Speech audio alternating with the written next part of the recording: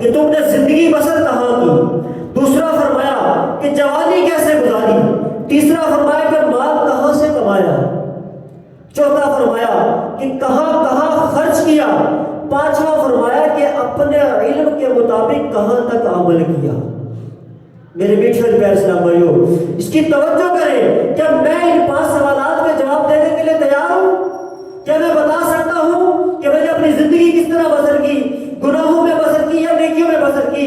کیا میں بتا سکتا ہوں کہ میری جوانی میں سجدے میں پڑا رہا یا میں فیشن اور ریاضی کے محافل کے اندر اٹینڈ کرتا رہا؟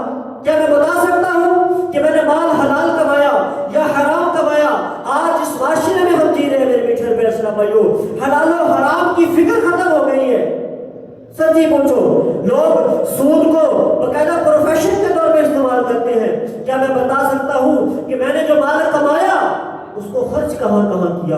حلال معاملات میں خرچ کیا یا حرام معاملات میں خرچ کیا؟ اور آخری سوال میرے میٹھے پیارے اسلام بھائیو، یہ فرمایا کہ اپنے علم کے مطابق عمل کتنا کیا؟ میں نے سیکھا تو بڑا، میں نے نمازیں سیکھی، قرآن سیکھا، تفسیر سیکھی، حدیث سیکھی، سارا کچھ سیکھ لیا، لیکن آخری سوال یہ ہوگا کہ جو سیکھا اس کے مطابق عمل کتنا کیا؟